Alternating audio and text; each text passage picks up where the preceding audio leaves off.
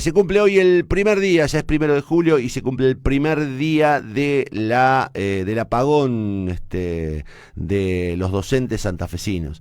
Esto fue por obra y gracia de un conjunto de agrupaciones y organizaciones por afuera de los grandes gremios, y especialmente por afuera de ANSAFE y SADOP. ANSAFE después se suma al apagón, o en todo caso dice convocarlo, pero quiero hablar con uno de los que inició esta batalla de lucha y de reclamo con los dirigentes sociales para que los docentes empiecen a tener visibilidad y se los empiece a escuchar. Está en línea Guillermo de los Hoyos, congresal de CETERA por ANSAFE y además integrante del Frente 4 de Abril. Guillermo, ¿cómo te va? Buen día. Hola, buenos días, Connie, ¿cómo te va? Bien, antes de entrar en el tema, vos sos el mismo Guillermo de los Hoyos que nos conocimos en la secundaria. El mismo, el El mismo, mismo. el mismo el que anduvimos por ahí, por la Simón de Iriondo, En el grupo de teatro, ¿te acordás que hacíamos teatro juntos? en el grupo de Qué lindo, el centro teatro, centro de estudiante. estudiantes, Sí. cuánta cosa había y estábamos disfrutando, la verdad, una escuela secundaria maravillosa. Preciosa, sí. Yo tengo un enorme recuerdo y ahí estás entre los recuerdos. Bueno, Guillermo, Bueno, sí.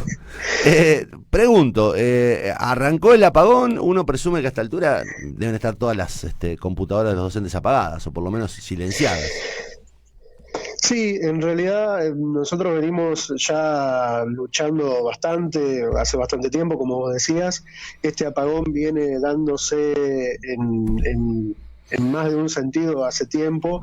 La semana pasada hubo 4 sesionales de ANSAFE, Rosario, General López, Belgrano y Caseros, que iniciaron también un apagón, un paro, decimos nosotros, para ser claro, un paro virtual, un apagón, Uh-huh. y donde se había sumado ya mucha gente de toda la provincia, y consideramos que esto también hizo presión para que saliera esta medida hoy de ANSAFE provincial y de SADOP. Miles de compañeros y de compañeras ya venían planteando esto porque la situación realmente se hace muy difícil, insostenible, en un momento muy particular, muy difícil para todos y para todas, y la verdad es que desde el ministerio, desde el gobierno, lo único que hacen es seguir presionando, seguir generando confusión, malestar, y bueno, esto ya venía mostrándose en distintas iniciativas a lo largo de la provincia, y hoy toma cuerpo en este paro, en este apagón virtual de 48 horas, ¿no? Más allá de la actitud de ANSAFE, ayer me mensajeó a la noche un dirigente sindical y me decía, vos no entendés, dice, con el mayor de los respetos, creo que no estás viendo la realidad económica y laboral tal cual es. Puedo aportarte números e indicadores económicos si fuera que te interesa. Hay como una justificación digamos, desde las cabezas de los gremios en el sentido de que no es el momento de hacer ningún tipo de reclamo. Ustedes, digamos, ¿cómo lo ven a eso? Mirá, bueno, claramente por algo nosotros somos opositores, ¿no? Es decir, la vemos absolutamente diferente. Vemos que la realidad de las compañeras y de los compañeros es dramática en muchos casos. Estamos hablando de compañeras que son sostén de hogar, que, bueno, vos mencionabas también varias veces y han salido en tu programa la situación de las compañeras reemplazantes, que Sí, hace bueno, 6 meses están eso es sin cobrar, desesperante, digamos, eso es un peso. desesperante. Claro, eso, ayer estuvimos con ellas, ayer estuvimos en esta movilización que vos también transmitías con CIPRU, con la Asamblea Interministerial de Precarizada, con los docentes reemplazantes y asistentes escolares reemplazantes autoconvocados. Y bueno, el Frente 4 de Abril estuvo también acá en Santa Fe. Y bueno, la situación es clarísima, digamos, es tremendamente angustiante. Además de los que sí tenemos trabajo, y que nos vemos obligados a sostener la actual situación de emergencia a costo de nuestra propia salud y de nuestro propio bolsillo, ¿no? Digo, por ejemplo, compañeras y compañeros que se ven en la obligación de salir a comprar un equipo para sostener la relación pedagógica en este momento, y el Estado absolutamente ausente, digo, en este momento, por darte un ejemplo, una computadora barata, una notebook barata de las entrada de gama está 50, 60 mil pesos, digo, esas ahí, ¿no? Y hay compañeros que están pidiendo que les alcancen una notebook o una máquina para tratar de dar sus clases. Digo, si esa no es una situación, digo, porque no tienen capacidad para comprarlo, ¿no? Y junto con eso, digo, la absoluta ausencia del Estado cuando suspende las paritarias y hace 6 meses que nos congela el salario a los docentes y al conjunto de los trabajadores estatales, ¿no? Si este no es el momento de pedirlo ante una situación tan dramática como la que estamos atravesando, bueno, no sé cuál es el momento. Sí, a mí sí. Lo que me hace ruido básicamente es esta especie de divorcio entre lo que está pasando en la base, digamos, lo que le está pasando al docente cotidianamente, y esa especie de discusión superestructural sobre los números del Estado hoy, la recaudación. Hay una cosa que yo me imagino que lo habrás discutido en su momento vos, y creo que todos los dirigentes sindicales tienen. Yo en ese sentido respeto a rajatabla el derecho de los dirigentes sindicales a defender todo lo que deban defender a sus trabajadores. Pero, digo, yo me acuerdo que el año pasado, el anteaño, decían, bueno, el problema de los privados es un problema de los privados, que los privados, los trabajadores privados, ¿no? Un problema de los privados. Nosotros somos empleados públicos y exigimos, me acuerdo, la discusión de la cláusula gatillo. Entonces, en aquel momento la cuestión de los privados no importaba. Ahora vos escuchás a dirigentes sindicales diciendo, bueno, tengan presente que los trabajadores privados se están cerrando negocios y comercios. No es el momento de pedir aumentos. Digo, conformemos no con cobrar los salarios y que nos paguen el medio aguinaldo. Esa es la bajada que está llegando desde la cabeza de UPCN ayer, explícitamente, pero es uno lo que percibe en el diálogo con los dirigentes sindicales. ¿Vos qué pensás que hay ahí? Bueno, en principio, digamos, lo de UPCN es claro y, bueno, en un sentido también, digamos, ahí lo de ATE, porque fueron directamente sostenedores de la candidatura de Perotti, incluso un dirigente de UPCN tildándonos de traidores a quienes planteamos medidas de fuerza, pidiendo aplausos para el gobernador porque había pedido un préstamo para pagar los sueldos. Digo, eso es del orden de lo canallesco, ¿no? Es decir, no es una cuestión que tenga que ver con valoraciones de momentos y demás. Digo, son las obligaciones de la patronal pagar el salario, y si pedimos presencia del Estado, que menos la presencia que pagar el sueldo. Ahí también te hago una nota al pie. Todavía no nos ha llegado ningún cronograma de pago del mes de julio. Estamos ya a 1 de julio, cuando se debería empezar a cobrar. Entonces estamos esperando un cronograma concreto del mes de julio. No entendemos la dilación, pero bueno, atendiendo a que este gobierno empezó pagando de manera escalonada los salarios, y empezamos a cobrar allá por el 15 de enero o 10 de enero, bueno, es un antecedente bastante peligroso, ¿no? Entonces, en ese contexto hay claramente, digamos, una definición política en cuanto a estos gremios, y después lo demás es también parte de los debates que se dan sobre si hacer los reclamos en este momento es hacerle el juego a la derecha, como le dicen, y romper la cuarentena, ¿no? Nosotros no queremos romper ninguna cuarentena. Lo que decimos es que en esta situación no puede haber cuarentena con hambre, no puede haber cuarentena con necesidades, que la presencia tiene que estar en función de que el Estado llegue a los hogares, pero también de que los trabajadores recibamos nuestro salario, que se completen los reemplazos, por ejemplo, en docencia en este momento hay algunos reemplazos, se tienen que cubrir, el Estado no los está cubriendo, y se tienen que generar las condiciones para que las escuelas puedan estar, digamos, valga la redundancia, en condiciones de hacer frente a esta situación, ¿no? Las escuelas siguen estando con los vidrios rotos, con los baños sin agua, con todo eso, y el Estado no hace nada frente a eso. ¿Cómo nos vamos a callar? ¿Cómo vamos a decir que el Estado nos está obligando a empezar a discutir la vuelta a las aulas con escuelas que siguen cayéndose a pedazos? Nosotros no podemos callarnos frente a eso. Y no tiene que ver con que esté Perotti, con que esté quien esté en el gobierno, sino con las necesidades de la educación y de los trabajadores, ¿no? Porque además, seamos justos, digamos, ustedes han tenido siempre una posición bastante, coherente, digamos, no importaba quién gobernara. Lo hicieron con el socialismo, lo hicieron con el peronismo.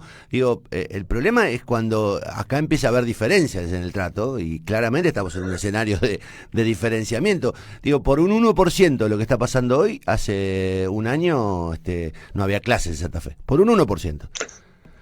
Sí, sí, sí. Nosotros en eso, digamos, lo que planteamos siempre es la necesidad de consultar al conjunto de las compañeras y de los compañeros, ¿no? Es decir, nosotros del Frente 4 de Abril, desde las seccionales recuperadas y demás, siempre planteamos un camino que tiene que ver con la movilización del conjunto de la docencia, de los trabajadores, y a veces las compañeras están de acuerdo y a veces no, pero la caracterización es, o siempre nos caracterizamos por consultar al conjunto de las compañeras y de los compañeros. Por ejemplo, el paro de la semana pasada que se hizo, el paro 48 horas, que se hizo desde las seccionales opositoras, se consultó con el voto a las bases y entre los distintos departamentos hubo más de 7, 8 mil, casi 9 mil compañeros que respondieron a la consulta avalando ese paro. Y se pudo hacer perfectamente, digo, no hay ninguna oposición técnica ni nada por el estilo que nos obligue a quedarnos quietos frente a los desastres que estamos asistiendo, ¿no? Entonces, realmente nosotros consideramos que no nos podemos quedar callados, que la conducción provincial debe salir a plantear más firmemente, digamos, lo que está haciendo, que si no lo dice, porque ahora salen un montón de reclamos que parecían callados, ¿no? Digo, por la convocatoria de ahora. En realidad lo que estamos planteando es que esto debe discutirse de cara a las bases y que las medidas deben ser contundentes, como esta y cualquier otra que esté planteada. ¿Cómo vamos a plantear vuelta a las clases si no hay discusión salarial? ¿Se entiende? Ahora, te hago una última pregunta. Cuando ANSAFE dice que consultó y que resolvió, porque yo digo, a veces me burlo de esto y digo, me parece que deberían modernizar, creo que es un buen momento para modernizar el sistema de consulta por la demora. Digo, ANSAFE hace un año atrás te decía, no, pero mira, levantar una medida de fuerza sin convocar a la asamblea, hay que llamar a la asamblea, hay que votar escuela por escuela, después hay que votar en la asamblea de cada departamento, después de la asamblea. Digo, ¿cómo fue que ANSAFE resolvió en 48 horas llamar al apagón sin consultar a las bases? ¿O consultaron a las bases? Mirá, en principio nosotros, si hay una cuestión que rescatamos de la mecánica de ANSAFE, es que es un gremio que permanentemente hace participar al conjunto de la docencia, afiliados y no afiliados. Entonces, en ese es un de los más democráticos personalmente que me ha tocado conocer, ¿no? Pero junto con eso, también hay que decir que en este momento la definición vino de parte de un plenario de delegados seccionales, que es importante, digamos, que se actúe, digamos, de esa manera, convocando a todos los delegados seccionales, pero nosotros además consideramos que es necesario que se vuelque de cara a las bases. Por ejemplo, como hicieron las seccionales opositoras, que mandaron a votar la ratificación o no de este paro, y que fue ratificado ampliamente, con más del 98% de los votos, que llamaron efectivamente a parar hoy y mañana. Nosotros consideramos que eso es fundamental, porque la democracia sindical no se negocia, aún en estas condiciones. Hay medidas para hacerlo, hay formas para hacerlo. Digo, a mí particularmente me ha tocado participar de una reunión de delegados virtual, con más de 150 compañeras y compañeros. Estamos permanentemente en contacto, digo, con todo. Y bueno, de hecho, hay reuniones que se llevan adelante, entendemos, entre las dirigencias sindicales y la patronal, también de manera virtual. Es decir, no hay motivo por el cual no deba consultarse al conjunto de las compañeras y compañeros. Pero consideramos que además esto debe tomar el cuerpo de un plan de lucha, porque la verdad que no lo vemos a Perotti muy decidido a generar algún tipo de aumento salarial o generar condiciones de trabajo dignas. No lo vemos en esas condiciones, y la verdad que consideramos que este paro de hoy y mañana tiene que ser el comienzo de un plan de lucha del conjunto de la docencia y de los trabajadores estatales, porque también ATE está bastante callado, digamos, en este contexto, ATE provincial, ¿no? Porque ATE Rosario ha salido a la lucha, pero digo, también eso es importante que lo planteemos, porque no tiene que ser solamente este paro de 48 horas, tiene que ser un plan de lucha sostenido. Guillermo, gracias por el contacto. Vamos a continuar la semana que viene a ver cómo sigue. De verdad, es muy incierto el camino del docente en Santa Fe. La verdad que es muy incierto. Así que, bueno, saludos. Seguramente retomamos el contacto en los próximos días. Un saludo. Gracias. Guillermo de los Hoyos, bueno, representante de ANSAFE en Cetera, es del Frente 4 de Abril, es opositor obviamente a Sonia Leso. Bueno, nos están llegando saludos de General López también, saludos de Gustavo Sánchez desde ANSAFE General López. Bueno, hay un ruido muy grande en las bases, los docentes están muy calientes, uno percibe que hay como una especie de intento del gremio de acomodar la situación a sus propias posibilidades, y yo creo que se van a vivir horas difíciles, muy difíciles de aquí en más, porque como planteaba de los Hoyos recién, supongamos que efectivamente se vuelve a clase, que efectivamente después de las vacaciones de julio, en agosto, están en condiciones de... Ahora, ¿en qué escuelas? ¿En qué estado de las escuelas? ¿Con qué docentes? ¿Les van a aumentar? ¿No les van a aumentar? ¿Les van a hacer una propuesta? ¿No van a hacer digo, da la sensación como que hay una mirada tan diletante del gobierno provincial, en el sentido de que, bueno, no es un tema importante. Y la verdad que va a ser complicado el regreso. Hasta ahora la visión telemática no jode demasiado porque los chicos están en su casa y bueno, dirán, bueno, son 2 días menos. Los padres no tienen una modificación de su estructura de vida porque la tienen organizada a partir de que los chicos están en la casa. Ahora, el problema es cuando retomemos la normalidad y lleguemos a ese punto sin que ANSAFE haya conseguido sentar al gobierno a discutir una paritaria. Por lo que uno viene percibiendo, las dirigencias, las burocracias sindicales más importantes, ATE y UPCN, están sentados del lado del mostrador del gobierno. O sea, no hay Lola. O sea, ellos van a hacer lo que el gobierno les pida. Ahora, ¿ANSAFE cómo va a hacer para sostener la postura, la cúpula de ANSAFE? ¿Cómo va a hacer para sostener la cúpula con el nivel de descontento que hay en la docencia? ¿Y cómo van a hacer para ganar una asamblea? Yo esto se lo decía a Sonia Leso hace 3 meses, cuando no estábamos, yo no estaba tan enojado ni ella tan enojada. Digo, ¿vos entendés, Sonia, que los docentes te van a llevar puesta? Porque te van a llevar puesta.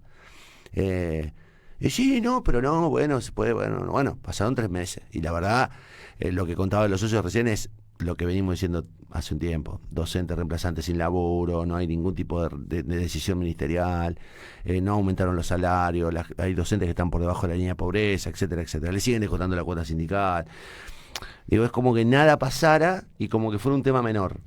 Y no solo eso, Connie, no solo estos reclamos que estamos haciendo. Ayer Laucha me pasaba un texto de una docente que escribió en la revista Sudestada, que es muy interesante, y de lo que habla este texto es de cómo atravesaron toda esta situación pandémica, porque más allá de todo lo que estamos reclamando, no está el título del texto es "No estábamos preparadas para esto", y detalla para cada cosa de la que no estuvieron acompañados ni acompañadas, no estaban preparadas para realizar una clase a través de Zoom, no les indicaron cómo hacerlo, no les indicaron cómo crear una sala en Zoom, por ejemplo, porque no todas ni todos sabían hacerlo.